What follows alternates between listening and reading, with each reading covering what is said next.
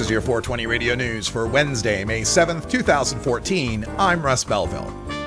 Forget the truth, the whole truth, and nothing but the truth, says Washington State Coordinator for Americans for Safe Access's Carrie Boyder.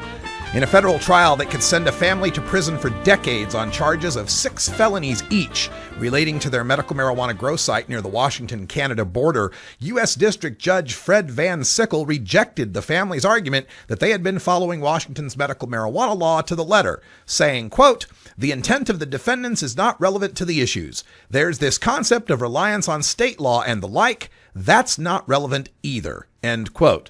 Leading Boyder to explain that since marijuana is federally illegal, quote, "You can tell a portion of the truth, just a bit of the truth, and only the truth they want you to tell," end quote. The family members all rejected plea deals that would have given them 3 years in prison each. They now face a potential 40 years to life in prison. The Minnesota Senate has passed its version of a medical marijuana bill by a veto-proof 48-18 majority. The proposed medical marijuana law would be the first in the country to ban the smoking of medical marijuana, but is still tremendously opposed by the Minnesota Police and Peace Officers Association. Among the law enforcement complaints about the Senate version is the creation of 55 grow and distribution centers statewide and the allowance of 2.5 ounces of raw marijuana per patient. Law enforcement prefers the House version, which limits the state to 1 grow site and dispensary, possession of only cannabis pills or oils, and in addition to banning smoking marijuana, would only allow vaporization of marijuana in the presence of a medical professional. Minnesota Governor Mark Dayton has walked back a bit from his lockstep opposition with law enforcement, saying law enforcement's opinion was only one consideration he has in evaluating the bill. Illinois' legislature is moving quickly to allow children with severe epilepsy to access the state's new medical marijuana program. The House Human Services Committee unanimously approved the bill that would add epilepsy to the state's qualifying condition list and allow minors to have access to the program. The bill passed the Senate last month over the objections of some who worried about children getting high from the THC in marijuana. But Representative Lou Lang, sponsor of the measure, said the measure would only allow children to use cannabidiol oil that, quote, contains little to no THC, end quote.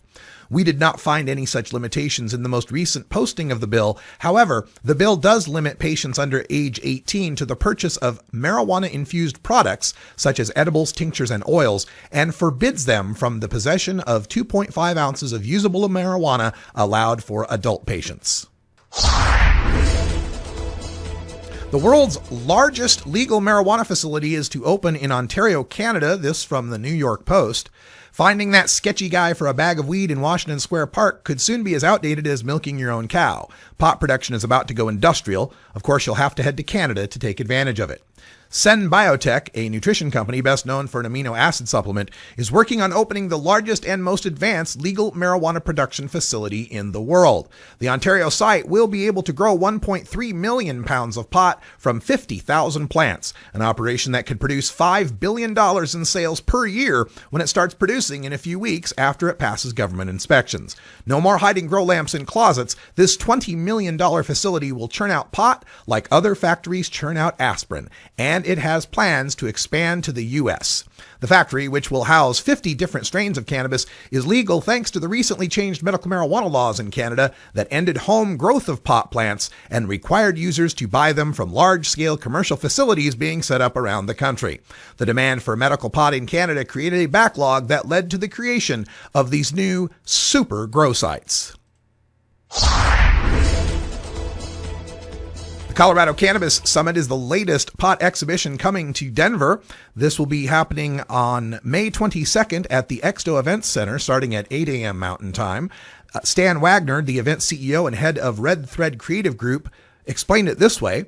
Quote, "Back in January, I was having lunch with my business partner, Phil Walker, who's with Foothills Construction. We'd been doing some branding work with cannabis companies that were doing some build-outs, and we were hearing that there wasn't a lot of good information out there.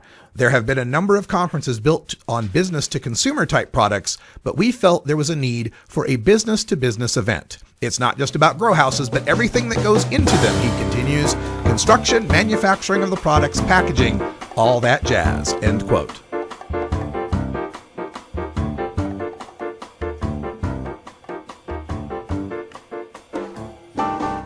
This has been your 420 Radio News for Wednesday, May 7th, 2014. I'm Russ Belville. Transcripts of 420 Radio News are available at our website at 420radio.org.